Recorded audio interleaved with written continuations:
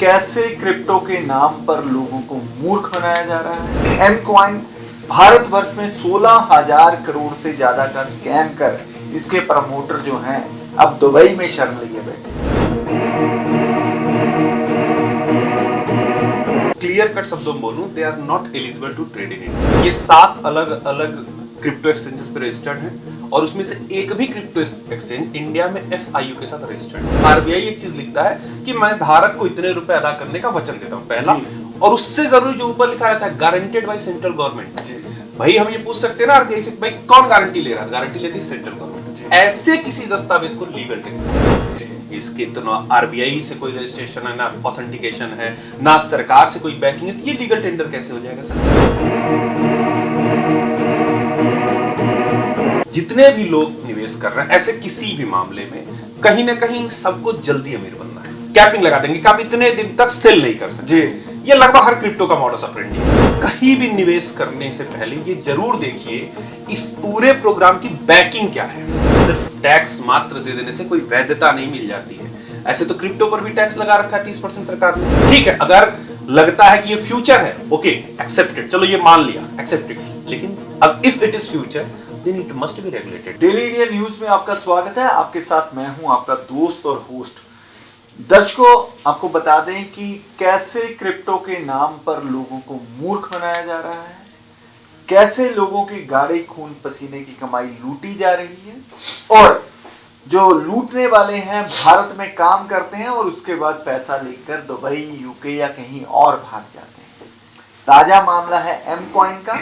M coin Bharatvarsh में 16,000 करोड़ से ज्यादा का स्कैम कर इसके प्रमोटर जो हैं अब दुबई में शरण लिए बैठे हैं। तो इस एम कॉइन का काम करने का तरीका क्या है, एम कॉइन क्या है, इसके बारे में बात करेंगे। हमारे साथ मौजूद हैं अर्थशास्त्री आलोक दुबे जी। आलोक दुबे जी, स्वागत है आपका डेली इंडिया न्यूज पे। बहुत बहुत धन्यवाद। अच्छा दुबे जी, ये एम कॉइन क्या बला है? लोगों के गाढ़े खून पसीने की कमाई लेकर ये रफू चक्कर होने की तैयारी में। सर, जहां तक मेरी जानकारी एक फेक कॉइन है ये जी। क्योंकि जिस तरह से अदर कॉइन्स की लिस्टिंग होती है, जैसे अगर इंडिया में ट्रेड कर रहे हैं तो क्लियर कट शब्दों में बोलूं, they are not eligible to trade in India. Reason being, ये 7 अलग अलग क्रिप्टो एक्सचेंजेस पे रजिस्टर्ड हैं और उसमें से एक भी क्रिप्टो एक्सचेंज इंडिया में FIU के साथ रजिस्टर्ड नहीं है। ठीक है। ये मैंने कहीं सुना कि ये क्लेम कर रहे हैं कि we are legal tender. How? तो लीगल टेंडर, इनके जो कंट्री हेड हैं एकलव्या जी, मेरी ही आज उनसे बात हुई थी, तो बार बार फोन पर ये मेरे से कह रहे थे कि वी आर लीगल टेंडर। मैंने बोला कि आप इसको हाँ या ना में मेरे को बता दीजिए भी इट इज लीगल टेंडर और नॉट। तो मैं पहले अपनी टीम से कहूंगा कि उनके साथ जो मेरी ऑडियो रिकॉर्डिंग है वो जनता को दिखाएं। एकलव्या जी हेलो जी जी, मैं एकलव्य बात कर रहा हूँ। एकलव्या जी, दुर्गेश गाजरी बोल रहा हूँ जी, जर्नलिस्ट। जी सर, नमस्ते। बताइए क्या सेवा है हमारे लिए। बस कैसा चल रहा है एम कॉइन, तो पहले ये बता दीजिए। कैसा चल रहा है? बस चल रहे हैं और क्या। एकलव्या जी, लीगल टेंडर मानते हैं आप इसे? जी सर, सर 100% यही लीगल टेंडर है ही। आज आप खुद इसके ऊपर रिसर्च करें ना। अभी जो 200 अभी आप मुझे बताइए। अब आप एक जगह कहते हैं कि मुझे जानकारी भी नहीं है, जानकारी दीजिए, और एक तरीके से आप कहते हैं कि आप उस पे कि इलीगल टेंडर है या नहीं, आप मुझे मैं तो मतलब लीगल टेंडर आप मैंने हाँ तो में आपकी हाँ बात कीजिए। मान ली। मैं अब यही प्रचार करूंगा भी एकलव्या जी ये कह रहे हैं कि जो मिथर कॉइन है, एम कॉइन है, वो भारत में लीगल टेंडर है। हम तो आपके माध्यम से यही प्रचार करने वाले हैं। जी सर, बिल्कुल। तो दुबे जी, जैसे आपने देखा कि वो बार बार क्लेम कर रहे हैं एकलव्या जी कि लीगल टेंडर है और अपने आप को बड़ा ज्ञानवान होने का दावा भी कर रहे हैं। तो लीगल टेंडर कैसे है लीगल टेंडर? नहीं, बिल्कुल नहीं, big no. Sir, legal tender सिर्फ वो है जिसको सरकार, भाई नोट जो आप हमारे जेब में है उसमें 2 बातें बड़ी बेहतरीन होती हैं समझने की। जो आरबीआई एक चीज लिखता है कि मैं धारक को इतने रुपए अदा करने का वचन देता हूं, पहला, और उससे जरूरी जो ऊपर लिखा रहता है गारंटेड बाय सेंट्रल गवर्नमेंट। भाई हम ये पूछ सकते हैं ना आरबीआई से, भाई कौन गारंटी ले रहा है? गारंटी लेती है सेंट्रल गवर्नमेंट। ऐसे किसी दस्तावेज को लीगल टेंडर कहते हैं। इसके तो ना आरबीआई से कोई रजिस्ट्रेशन है, ना ऑथेंटिकेशन है, ना सरकार से कोई बैकिंग है, तो ये लीगल टेंडर कैसे हो जाएगा सर? तो ये तो एकदम मतलब मिथ्या फैलाई जा रही है समाज में कि लोगों को लगे कुछ भारी भरकम शब्द यूज कर दो तो लोग कहेंगे हाँ बात तो सही कह रहा है। तो अब लोगों को समझ नहीं है क्या नहीं है, कैसे लोग इतने भारी भरकम पैसा इसमें निवेश कर रहे हैं। 16,000 करोड़ रुपए का घपला हो गया। एक वीडियो रामपुर से हमारे पास सामने आई है, उसमें एक व्यक्ति दावा कर रहा है कि 40 लाख रुपए नगद निवेश कर रहा है व्यक्ति, 40 लाख नगद। मॉर्निंग मिथेरियन, कैसे हैं आप सभी? उम्मीद करता हूँ बहुत अच्छे होंगे। आज हमारे ऑफिस पे, रामपुर ऑफिस पे 40 लाख रुपए की आईडी लगने जा रही है। ये देख लीजिए आप, ये भाई हमारे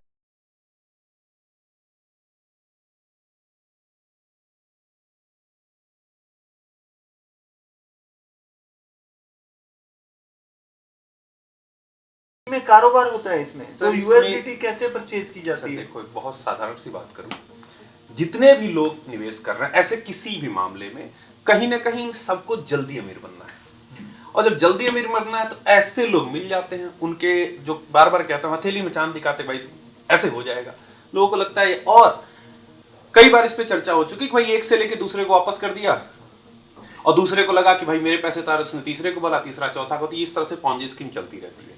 ये तो इनके बारे में भी खबर है कि ये एमएलएम के थ्रू पहले पैसा जुटा रहे हैं। ये कह रहे हैं कि हम आपको एक पे कॉइन फ्री देंगे, ऑफर निकाल रखा तरह तरह के। तो कहीं ना कहीं ये सारी चीजें एमएलएम में ही आके सिमट जाती हैं। लेकिन है क्या, ये लोग शुरू में कुछ लोगों को रिटर्न अच्छा खासा दे देते हैं भरोसा जीतने के लिए, और वो भी नहीं घर से दे रहे हैं, आपस में ही किसी के पैसे उठा के एक से दूसरे, दूसरे से तीसरे, तीसरे चौथे दे रहा है। जनता का भरोसा, जनता कहते हैं ठीक भाई निवेश कर दो, हमें मिल जाएगा। जब अच्छा पूल ऑफ अमाउंट इनके पास जमा होता है, ये गायब हो जाते हैं। तो दुबे जी, ये भी सामने आ रहा है कि जो इसके प्रमोटर हैं, उन्होंने अपनी, जो ताहिर हुसैन है, उन्होंने एक अपनी ही एक्सचेंज बना डाली। संभव है सर। पहले अर्थबिट पे काम करते थे, फिर इन्होंने ट्रेडबिट नाम की एक अपनी एक्सचेंज बनाई। जो इसमें निवेश करने वाले लोग हैं, मैं उनको भी बताना चाहता हूँ और सरकार को भी बताना चाहता हूँ कि ये जो एक्सचेंज बनी है, ये इनकी खुद की एक्सचेंज है। खुद की एक्सचेंज पर ही खुद ये का ट्रेडिंग करते हैं। कॉइन उसकी जो लोगों के अकाउंट भी कहते हैं कि अपने मर्जी से बंद कर देते हैं। देखिए, किसी भी थर्ड पार्टी एक्सचेंज पे अगर अकाउंट खुलेगा दुबे जी, तो उस अकाउंट को कोई बंद थोड़ी कर सकता, नहीं कर सकता, बिल्कुल। तो कभी ये किसी का अकाउंट बंद कर देते हैं, कभी किसी का अकाउंट बंद कर देते हैं। अकाउंट बंद होने की वजह से संगरूर में एक एफआईआर भी दर्ज हुई है कि उनका अकाउंट ही बंद कर दिया, जब उन्होंने उनके पास जो स्टॉक था उसे सेल करने की कोशिश की। सर, ये लगभग सभी इस तरह के क्रिप्टो का मॉडस ऑपरेंडी एक ही जैसे है जी, कि पहले वो सेल करते हैं और फिर आपके ऊपर वो बैन लगा देंगे, आप इतने दिन, कैपिंग लगा देंगे कि आप इतने दिन तक सेल नहीं कर सकते जी। ये लगभग हर क्रिप्टो का मॉडस ऑपरेंडी है। अब मेरा पैसा है, मैंने निवेश आपके पास, लेकिन मुझे अचानक आवश्यकता पड़ गई, तो मेरा पैसा मुझे चाहिए ना। लेकिन इन्हें क्या डर लगता है कि अगर लोगों ने बाई करना शुरू किया तो कहीं ना कहीं सब कुछ ढह जाएगा। नहीं, तो सेल करना, हाँ सॉरी, तो वही जब सेल करना कोई शुरू करेगा, स्लिप ऑफ टंग था सर, सेल करना कोई शुरू करेगा तो जाहिर सी बात है सब सारा जो ताश के पत्ते खड़े वो ढह जाएंगे। तो उससे बचने के लिए क्या करते हैं, कैपिंग लगा देते हैं, और लोगों को सपना दिखाया जाता है कि ये तो अभी 1000 रुपए का हो जाएगा, 5000 का हो जाएगा। भाई बहुत साधारण सी बात है, मैं अक्सर इस बात पे डिस्कस करता हूं कि भाई कहीं भी निवेश करने से पहले ये जरूर देखिए इस पूरे प्रोग्राम की बैकिंग क्या है, बैकएंड पे क्या रखा है। सिंपल, आप मेरे जेब में, आपके जेब में नोट, अगर हमें ये चाहिए कि मैं नहीं मानता है नोट है, हम आरबीआई जाएंगे, आरबीआई हमें उतने का सोना देगा, ये क्या देंगे? किस एक्सचेंज पे जाएंगे जी? कहाँ जाएंगे? तो भारत में कोई एक्सचेंज ट्रेड ही नहीं कर रहा। जो ट्रेडबिट एक्सचेंज जो इन्होंने अपनी एक्सचेंज मिस्टर ताहिर हुसैन ने चला रखी है, और अपनी ही एक्सचेंज पे अपना ही कॉइन लिस्ट करके ये चला रहे हैं, और ये कितनी बड़ी 420। बिल्कुल सर, तो वही बात है ना। मेरा प्रश्न सबसे है, ये पूरे जो भी लोग निवेश कर रहे हैं, मेरा एक बहुत साधारण सा प्रश्न है, इस पे बार बार डिबेट चल रहा है कि आखिर कोई भी एक्शन क्यों नहीं ले रहा। जैसे एक बार बार ये लोग एक चीज और क्लेम करते हैं, हम FIU रजिस्टर्ड, जो कुछ लोग रजिस्टर्ड, 28 कंपनी रजिस्टर्ड, रजिस्टर नहीं बोलते दुबे जी, लाइसेंस। हाँ लाइसेंस, लेकिन ये लाइसेंस बोलते हैं, लेकिन है रजिस्टर्ड। अब FIU है क्या? सिंपल क्या है, बैंक में आप जब पैसा अकाउंट खोलते हो तो बैंक केवाईसी कर रहा था। केवाईसी क्यों? नो योर कस्टमर, अपने कस्टमर को जानो। लेकिन अगर अपने अकाउंट में आप 2, 4, 10 लाख 20 लाख रुपए एक्स्ट्रा जमा कर दो, बैंक एक्शन नहीं लेगा ना। बैंक सिर्फ सूचना भेजेगा इनकम टैक्स को, भाई देखो इस अकाउंट में ज्यादा वो हो रहा है, लेन देन हो रहा है, इसके ऊपर कार्य। लेकिन बैंक थोड़ी कुछ एक्शन लेगा। यही काम FIU का है। एफआईयू को सिर्फ वो नो योर कस्टमर बताते कि देखो भाई इनका पैसा इतना है, इनका पैसा इतना है। एफआईयू भी एक्शन डायरेक्ट नहीं ले सकती। एक्शन कौन लेगा? ईडी लेगी। ईडी लेगी। एफआईयू सिर्फ सूचना एकत्रित करती है कि अच्छा इनका पैसा इतना आया, इन्होंने इतना और बहुत बहुत बड़े बड़े देखो लोगों को जो फर्जी वाला किया जा रहा है दुबे जी, ये बताया जा रहा है कि बाइनांस जो है एफआईयू में रजिस्टर हो गई, अब वो हिंदुस्तान में काम करने के लिए लीगल हो गई। बहुत से जो मीडिया हाउसेज है उन्होंने ये खबर चला दी। सर 2023 में संसद में ये प्रश्न पूछा गया फाइनेंस मिनिस्टर से, मैं उसकी कॉपी दे दूंगा और टीम से कहूंगा उसको डिस्प्ले करे। उसमें ये पूछा गया क्लियरली कि आखिर ये रजिस्ट्रेशन एफआईयू क्या करे, तो उन्होंने क्लियरली बोला है they are just information collecting entity. FIU सिर्फ वही और कुछ नहीं है। अब सर जैसे पुलिस के मुखबिर होते हैं तो बस उतना ही सर। सर देखो भारत जैसे देश में बहुत बार चर्चाओं का दौर चलता है शिक्षा की स्थिति क्या है। ऐसे तो हम साक्षरता तो 74% कहते हैं, लेकिन मैं आपसे अगर प्रश्न पूछूं, देखते हैं कितनी जानकारी है, कितने लोग ग्रेजुएट हैं? पता 10 से 12% सर। और उस 10-12% में सच्चाई मिलेगी आपको कि 60-70% ऐसे मिलेंगे जिन्होंने सिर्फ डिग्री ली, उनको पता भी नहीं है कुछ। तो हम एफआईयू की बात कर रहे हैं, बाइनांस की बात कर रहे हैं, ये चीजें आम जनता को कितने समझ में आती है? बाइनांस एक्सचेंज वालों को तो यूएस वालों ने पकड़ के जेल में डाल दिया। बिल्कुल चाइना बैन कर चुका, चाइना से भगाया गया। ये पाकिस्तान, बांग्लादेश ऐसी कंट्री जो इनको रेगुलेट कर रही है, अब इंडिया में ही नहीं हो पा रहा है। पता नहीं आरबीआई क्यों सोई है, पता नहीं अन्य एजेंसीज, एक स्पेशल फ्रॉड इन्वेस्टिगेशन ऑर्गेनाइजेशन, कुछ ऐसी ओआईडीएआर रजिस्ट्रेशन कराने का एक तरीका है सर जीएसटी में, जो ऑनलाइन सर्विसेज देते हैं, जैसे गेमिंग हो गया, ऑनलाइन आपको ट्रेडमार्क, बहुत सारे उसमें एक लिस्ट है, मैं लिस्ट दे दूंगा, प्ले कर देना। सर ये मैं आपसे सवाल इसलिए पूछ रहा हूँ कि इस प्लेटफॉर्म पे रजिस्टर करने को ये लोगों को बता रहे हैं कि हमारी जो कंपनी है वो लाइसेंस है, रजिस्टर है, मीटर आईटीईएस को ओआईडीएआर मिला हुआ है, इस वजह से हम टैक्स दे रहे हैं, तो हम वैध हैं भारत में। और बात रहा लीगलिटीज को लेकर के, तो सर भारत के अंदर ना एक लीगलिटी जो चाहिए ओआईडीएआर का, अगर आप एक विदेशी कंपनी हैं और भारत के अंदर चाहे आप लोगों का डाटा इंडियंस का आप ले रहे हैं या फिर आप कोई सर्विसेज प्रोवाइड कर रहे हैं, तो आपको जीएसटी के अंतर्गत ओआईडीएआर आपको लेना पड़ेगा। नहीं वो तो मीथर ने ले ही रखी है और मीथर जो मीथर है ना, जैसे मीथर है ना, अगर उसने भारत में अपना लाइसेंसिंग ऑफिस भी खोलना है ना, तो उसको आरबीआई से प्रायर परमिशन लेनी पड़ती है। वो आरबीआई से आपने कोई परमिशन नहीं ली। और वैसे भी सर एक बात मुझे आप बताइए, ठीक है, कि अगर हम पत्रकारिता के क्षेत्र में आपसे डिबेट करने चाहें और मुझे उसका अनुभव नहीं है, तो मेरे आपसे सही मेरी जो जानकारी होगी वो आपके तुलनात्मक, आपकी तुलना में मेरी जानकारी ज्यादा होगी कि आपकी जानकारी ज्यादा होगी? नहीं, हो सकता है कि आपको भी ज्यादा जानकारी हो सकती है। सवाल जवाब नहीं सर, जो आपके बातचीत करने के व्यू हैं थोड़े अलग ही लग रहे हैं मुझे। अभी नहीं, मैं आपको बता रहा हूँ ना, आपने मेरे को एक कानून बताया, मैंने आपको दूसरा कानून बताया। हम सर अगर आरबीआई का क्रिप्टो में अगर कोई रोल होगा ना जर्नलिस्ट साहब, तो मैं तो बिजनेस छोड़ दूंगा या तो आप पत्रकारिता छोड़ दीजिएगा। सर टैक्स, सिर्फ टैक्स मात्र दे देने से कोई वैधता नहीं मिल जाती है। ऐसे तो क्रिप्टो पर भी टैक्स लगा रखा है 30% सरकार ने, लेकिन क्या आरबीआई रेगुलेटेड है? नहीं सर, मनी सप्लाई की कोई बात आएगी तो बिना आरबीआई के रेगुलेशन के नहीं होगा। बहुत सिंपल स्ट्रेट फॉरवर्ड बात है। या इन्वेस्टमेंट स्कीम आएगी तो बिना सेबी के नहीं होगा जी। क्या उनसे आपने रजिस्ट्रेशन कराया है? ये कहते कि ये हमसे ताल्लुक ही नहीं रखते। कैसे हम एफआईयू में अगर हम रजिस्टर हो जाते हैं, ये तो एफआईयू में भी नहीं है, एफआईयू में रजिस्टर हो जाती है कोई एक्सचेंज, तो हम कारोबार कर सकते हैं। इतना कहना है इन लोगों का, ये जो बुद्धिजीवी लोग हैं सर। वही फिर मैंने कहा ना कि साक्षरता का दर है जो, वो भी आर्थिक साक्षरता का दर है सर, बहुत सिमटा हुआ है भारत में, बहुत सिमटा हुआ है। तो ऐसे में जल्दी पैसा कमाने की जो एक सनक है कि जल्दी से मैं पैसा कमा लूं, तो ये कहते हैं ठीक है भाई हम आपको दे देंगे, देते भी हैं कुछ समय तक, लेकिन कब तक? एक समय वो आएगा ना जब वो सब कुछ एक जगह कंसोलिडेट हो जाएगा, अब कुछ नहीं है, बंद कर देंगे। अब जैसे एक्सचेंज इनकी अपनी है, खुद की है, ये खुद ही अपने स्टॉक का प्राइस हाई करते हैं, फिर लोगों को दिखाने के बाद उसे दड़ाम से गिरा भी देंगे। बिल्कुल कर देंगे। तो ये तो बहुत बड़ी मैनिपुलेशन हो गई ना, क्लियर मैनिपुलेशन ऑफ फंड्स है। लेकिन ये बात समझ में नहीं आएगी, आप इन्वेस्टर्स को समझा के देखिए, वो कहेंगे हमारे तो पेमेंट आ रहा है, आपको क्या दिक्कत है? सर हम ये थोड़ी कह रहे हैं कि आप पैसे ना कमाओ, लेकिन आपके वजह से 1 साल 2 साल बाद जिसका नुकसान होगा उसकी भरपाई कौन करेगा? बिल्कुल। क्या ये क्रिप्टो एक्सचेंजेस करेंगे जो खुद को FIU रजिस्टर्ड बता रहे हैं? करेंगे? मैं किसी का नाम अभी मैं लूंगा ना। आप लो सर, मैं वो नहीं कह रहा हूं। मेरा एक प्रश्न है कि जो क्रिप्टो एक्सचेंजेस कहते हैं हम FIU रजिस्टर्ड हैं, लेकिन सच्चाई ये है कि उनकी भी कोई जिम्मेदारी नहीं है जी। रिस्पॉन्सिबिलिटी छोड़ो, there is zero accountability sir. जवाबदेही किसी की नहीं है जी। सबको पैसे कमाने जी। आप बात बहुत बार इसके फाउंडर का नाम अजीब सा कुछ देखने को मिल रहा है और समझ में नहीं आ रहा है। Dennis Australia, where he exist, from where he is, no one knows. इसकी कोई क्लैरिटी नहीं आ रही है। उसके वेबसाइट पे चले जाओ, एमकॉइन की वेबसाइट चलो, ये समझ में नहीं आ रहा है बंदा है कहां का जो कंपनी चला रहा है। तो सर दुबे जी मैं आपको ये भी बता दूं कि इससे पहले 2018-19 में ये एमकॉइन जो है पाकिस्तान में चलता था। अच्छा जी। तो पाकिस्तान के लोगों ने भी बहुत से ऑडियो यूट्यूब पे, सोशल मीडिया पे वायरल किए हैं, बहुत सी बद्दुआएं दी हैं इनको, क्योंकि कई लोगों ने इस कॉइन में इन्वेस्ट करने के लिए अपना घर भी बेच दिया। अस्सलाम वालेकुम, मेरा नाम आमिर खान न्याजी है।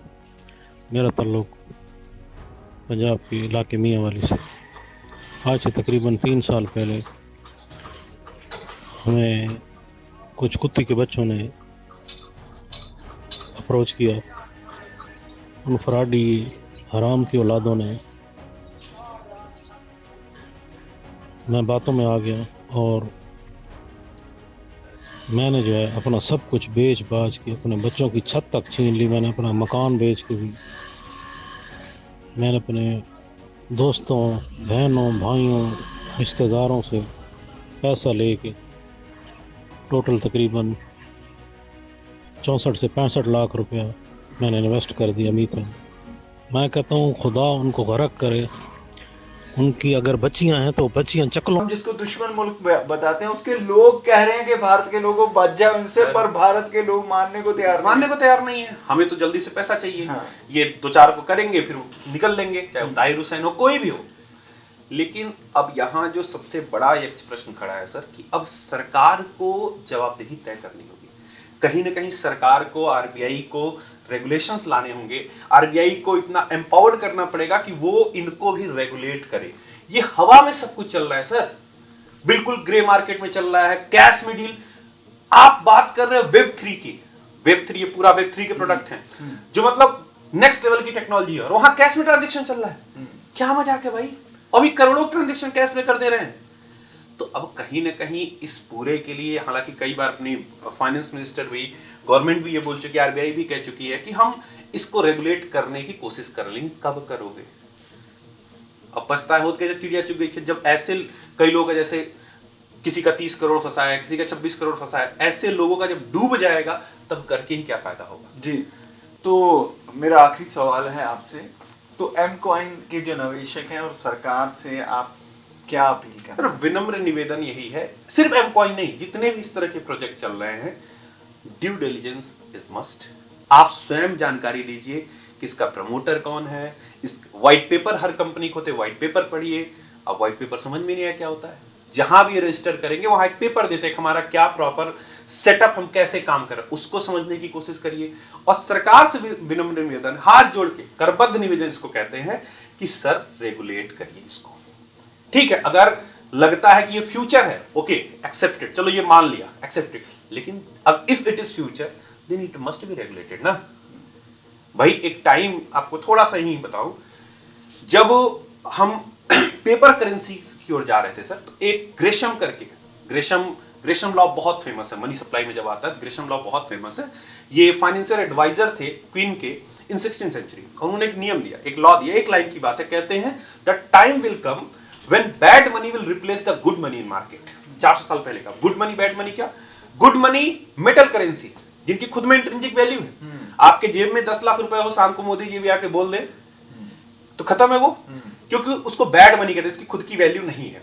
तो कहीं ना कहीं जब वो इशू करना शुरू क्यों हुआ? क्योंकि मेटल्स हैं वो महंगे थे, तो हमको शिफ्ट होना पड़ा, पेपर करेंसी करना पड़ा।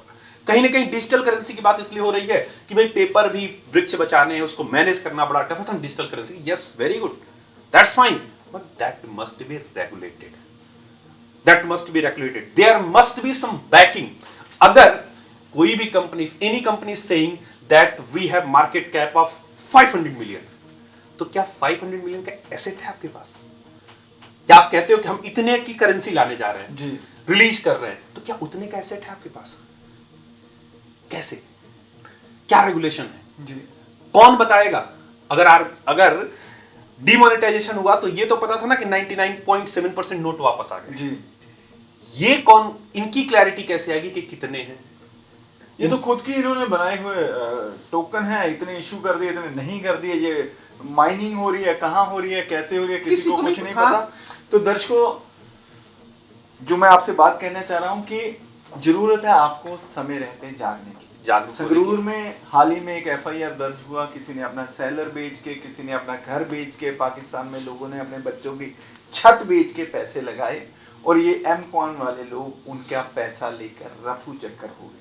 पहले इन्होंने वैल्यूएशन इंक्रीज करके दिखाई कि लो जी, आपने 15 सेंट पे खरीदा था, ये 40 सेंट का हो गया, 60 सेंट का हो गया। 5 दिन में ही आपके पैसे 5 गुना 10 गुना हो गए। खुद ही करना, कुछ भी हाँ, खुद ही करना है। और उसके बाद जब उन्होंने बहुत बड़े पैमाने पे पैसे लगाए, तो वही जो था $3 पर लेके जाने के बाद दोबारा अब 10 से 15 सेंट के बीच ये जो कॉइन ट्रेड कराने लगे हैं, और लोगों के गाढ़े खून पसीने की कमाई लेकर रफू चक्कर हो गए हैं, और कैश में ट्रांजैक्शन हो रहा है। और भारत सरकार से जो बात है कि जो ऐसी कंपनियां हैं, इन पे नकेल कसी जाए। बिल्कुल। अगर नकेल नहीं कस सके तो एक ऐसा कानून बनाना चाहिए, RBI को एम्पावर करना चाहिए, जिससे इनको रेगुलेट करने का एक प्रोसीजर हो, एक रेगुलेटिंग अथॉरिटी हो।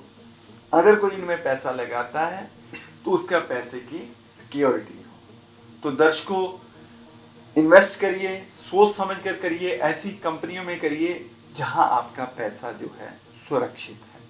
तो दर्शकों, समय हो गया आपसे इजाजत लेने का। मुझे दुर्गेश गाजरी और आलोक दुबे जी को दीजिए इजाजत। नमस्कार।